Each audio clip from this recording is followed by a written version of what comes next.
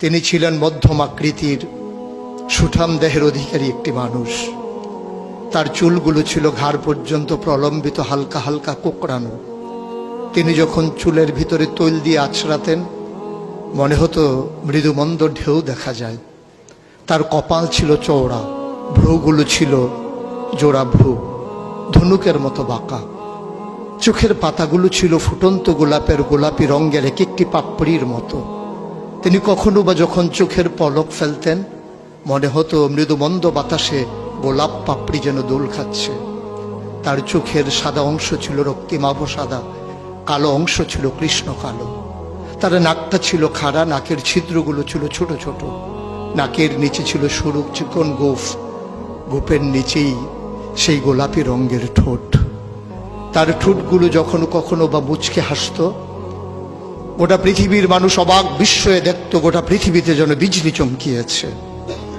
তিনি কখনো বা যখন এই রাস্তা দিয়ে হেঁটে যেতেন, 1 মাস পরেও কখনো যখন সাহাবা হাঁটতেন তার গায়ের জান্নাতি গন্ধ তারা পেতেন। মায়েরা উম্মাহাতুল মুমিনিন যারা, তারা নবীর যখন কখনো এই ঘামে ভেজা শরীর নিয়ে ঘরে ঢুকতেন, কপালের ভিতরে মুক্তোর দানার মতো ঘামগুলো যখন জমে থাকত, মায়েরা ছোট্ট শিশি খুঁজে সেই ঘামগুলো শিশিতে ভরে জমা রেখে দিতেন, কখনো বা ঈদে কোনো অনুষ্ঠানে যেন আতর হিসেবে ব্যবহার করতে পারেন। এই সুরত ধারণ করা কোনো মানুষের সাধ্যর বাইরে।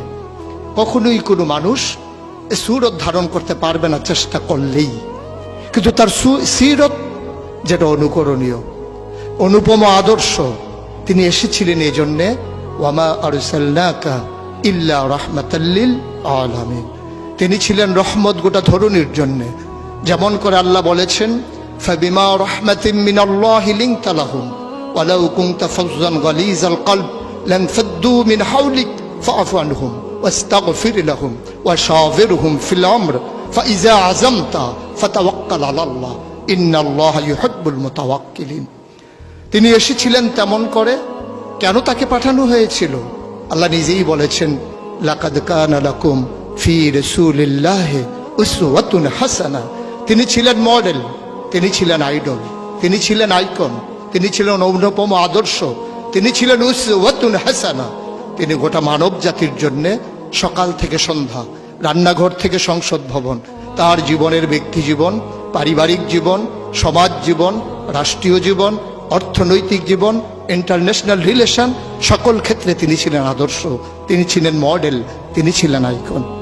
একবিংশ শতাব্দীর সূচনা লগ্নে দাঁড়িয়ে গোটা পৃথিবী যখন ঝঞ্ঝা বিক্ষুব্ধ, গোটা পৃথিবীর মানবতা যখন আজকে ভুলণ্ঠিত, আজকে শুধু মুসলিম নয়, গোটা মানুষ যখন আজকে অপর মানুষের ভোটের নিচে পৃষ্ঠ হচ্ছে তার জীবন, মানুষগুলো যখন আজকে রক্তে রঞ্জিত হচ্ছে তার গোটা দেহ, সেই ফিলিস্তিনের দুধু মরুভূমি আজকে যখন আমার কিশোর ভাইয়ের রক্তে রঞ্জিত, সেই ঝিলাম নদীর পানি আজকে যখন স্বচ্ছ স্ফটিকের মতো আর নেই, কাশ্মীরের ভাইয়ের রক্তে যখন রঞ্জিত, পার্শ্ববর্তী আরাকানের মুসলমানেরা আজকে উখিয়ার সেই টেকনাফের তাঁবুর নিচে তারা যখন মানবেতর জীবনযাপন করছে, আজকে বারবার মনে পড়ে সেই নবীজির কথা।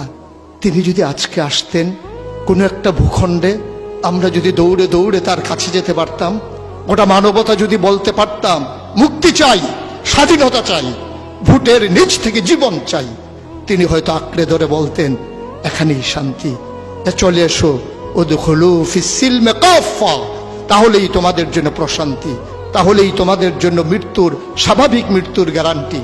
কখনোই আর ঝঞ্ঝা বিক্ষুব্ধ পৃথিবীতে তোমাদেরকে বুক পেতে দিতে হবে না বুলেটের সামনে।